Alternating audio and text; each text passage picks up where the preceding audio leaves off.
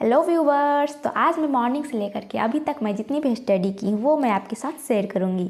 तो आज है हमारा 31 जनवरी एंड आज है नेशनल बैकवर्ड डे एंड साथ ही में हमारा आज बर्थडे भी है, तो हैप्पी बर्थडे टू मी।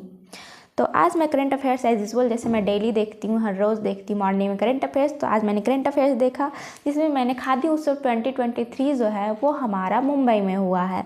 साथ ही में खेलो इंडिया यूथ गेम्स जो 2022 का 5th संस्करण है वो हमारा MP यानी कि मध्य प्रदेश में हुआ। साथ ही में हाल ही में T20I का जो हमारा T20I है उसमें हिस्ट्री में जो इंडिया के लिए सबसे ज़्यादा विकेट गिराने वाले बॉलर जो हमारे बन गए वो हमारे युजवेंद्र चहल बन गए हैं, जिन्होंने 75 मैचेस में 91 विकेट्स ले लिया है। और अब बारी आती है हमारे फिजिक्स की। तो फिजिक्स में मैंने आज लीनियर मोशन पढ़ा। लीनियर मोशन में मैंने रेस्ट एंड मोशन पढ़ा, जिसमें कि मोशन हमारे 2 टाइप्स के होते हैं, एक यूनिफॉर्म मोशन एंड एक अनयूनिफॉर्म मोशन। यूनिफॉर्म मोशन में मैंने पढ़ा कि इक्वल डिस्टेंस में इक्वल टाइम में इक्वल डिस्टेंस कवर होता है एंड अनयूनिफॉर्म में मैंने पढ़ा कि इक्वल डिस्टेंस अनइक्वल डिस्टेंस में इक्वल टाइम में वो अनइक्वल डिस्टेंस कवर होता है। तो फिर मैंने इसके ग्राफ भी देखे कि यूनिफॉर्म मोशन का क्या होता है ग्राफ एंड अनयूनिफॉर्म मोशन का क्या होता है ग्राफ। तो यूनिफॉर्म मोशन का ग्राफ तो स्ट्रेट होता है एंड अनयूनिफॉर्म मोशन का ग्राफ टेढ़ा मेढ़ा सा होता है।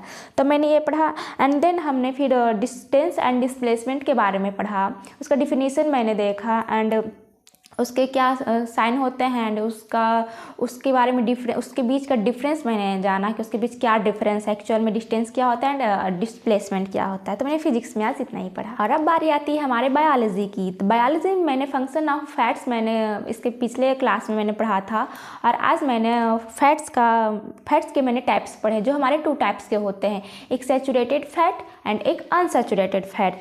फिर मैंने सैचुरेटेड फैट के एग्जाम्पल्स मैंने देखा, फिर अनसैचुरेटेड फैट के एग्जाम्पल मैंने देखे और फिर दोनों के बीच डिफरेंस क्या है मैंने वो जाना आज। और साथ ही में मैंने न्यूट्रिशन चैप्टर पढ़ रही हूँ, तो मैंने आज कोलेस्ट्रॉल के बारे में आज मैंने पढ़ा। तो कोलेस्ट्रॉल भी हमारा 2 टाइप्स का होता है, एक गुड कोलेस्ट्रॉल एक बैड कोलेस्ट्रॉल।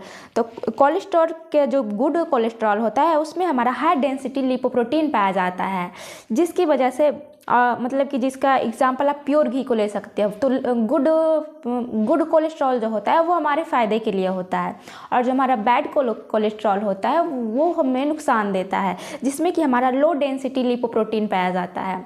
जैसे कि डालडा आप कह सकते हो, डालडा में हमारा लो टाइप का पाया जाता है लिपोप्रोटीन और इस वजह से हम लोग डालडा की जगह पे प्योर घी इस्तेमाल करते हैं ताकि हम स्वस्थ भी रहें। तो कोलेस्ट्रॉल मैंने पढ़ा। फिर मैंने प्रोटीन के बारे में पढ़ा। तो प्रोटीन के मैंने फंक्शन पढ़ा, फंक्शन क्या होता है उसका, फिर मैंने उसके एग्जाम्पल्स देखे। और प्रोटीन जो हमारा है उसके फंक्शन में कुछ टाइप के फंक्शन है हमारे, जैसे कि हमारे कैरेटीन, ऑप्सिन, हेमोग्लोबिन, तो ये सब हैं। तो हेमोग्लोबिन का फिर क्या काम है, फिर कैरेटीन का क्या काम है, ऑप्सिन का क्या काम है, मैंने वो देखा एंड उसके एग्जाम्पल्स देखे, वो कहाँ पाया जाता है मैंने ये देखा। तो आज मैंने बायोलॉजी में इतना ही पढ़ा। और अब बारी आती है हमारे जीके में। तो जीके में मैंने आज ज्योग्राफी पढ़ा। मैंने पिछले क्लास में ज्योग्राफी लैटिट्यूड पढ़ा था और इस बार मैं लॉन्गिट्यूड पढ़ी हूँ।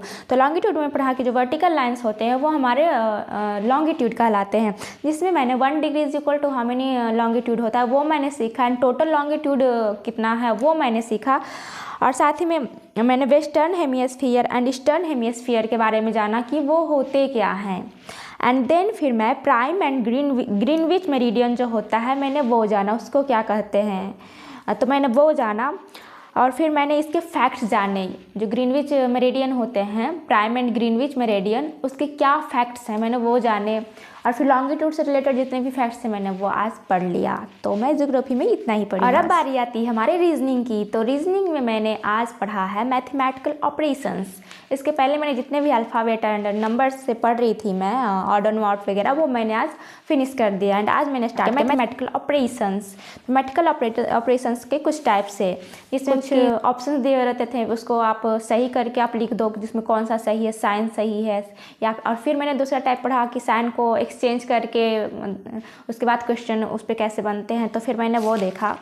इसमें एक और टाइप्स था, स्टार मार्कर दिया हुआ था, फिर उसको सॉल्व करने पर किया है, मतलब ऑप्शन में ही। तो इसको मैं सबसे इजी वे में ऑप्शन के थ्रू ही मैंने बनाया। ऑप्शन के थ्रू ये क्वेश्चंस जल्दी से बन जाते हैं, ऐसे खुद बनाने में बहुत टाइम लग जाता है, ऑप्शन के थ्रू ये बहुत जल्दी बन जाते हैं।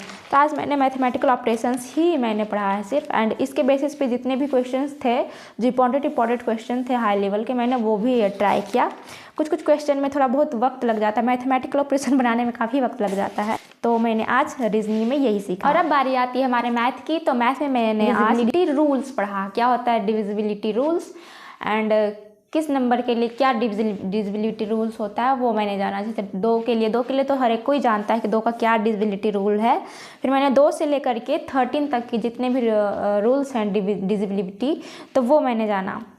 और साथ में मैंने फिर 3, 4, 5, 6, 7 क्या क्या वो मैंने जाना। और फिर इसके बाद मैंने इससे रिलेटेड क्वेश्चंस भी बनाए, क्योंकि डिविजिबिलिटी रूल याद रहेगा तो फिर क्वेश्चन बहुत ही नॉर्मली तरीके से सॉल्व हो जाएगा। और जितना भी मैंने पहले का जो पढ़ा था नंबर सिस्टम में, तो मैंने उसके बेसिस पे जितने भी क्वेश्चंस थे लास्ट 2 डिजिट एंड 1 डिजिट, तो मैंने वो जान लिया। रिमाइंडर थ्योरम भी मैंने पढ़ा था, रिमाइंडर कॉन्सेप्ट, तो उसके क्वेश्चंस भी आज मैंने कंप्लीट किए हैं।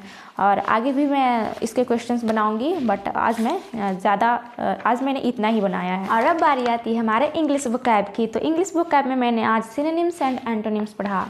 एंड यहाँ ये देख सकते हैं मैंने कुछ वर्ड्स नोट किए थे। तो इसमें जैसे कि डिनाई, पिनेकल, इंस्टेंट, वायलेंट, यही सारे वर्ड्स मैंने आज इसके सिनोनिम्स एंड एंटोनिम्स सीखे और उसको याद किया। तो इसका मैं एक अलग से वीडियो भी मैंने बना दिया है, जिसका आपको लिंक आपको आई बटन पे मिल जाएगा, एंड डिस्क्रिप्शन में भी इसका लिंक आपको मिल जाएगा, तो आप वहाँ से जाकर देख सकते हैं। वहाँ मैंने इसके सिनोनिम्स को एंड एंटोनिम्स को अच्छे से डिटेल्स में मैंने बताया है। तो आज के लिए इतना ही रहने देते हैं, फिर मिलते हैं आपको नेक्स्ट वीडियो में। तब तक के लिए बाय व्यूवर्स।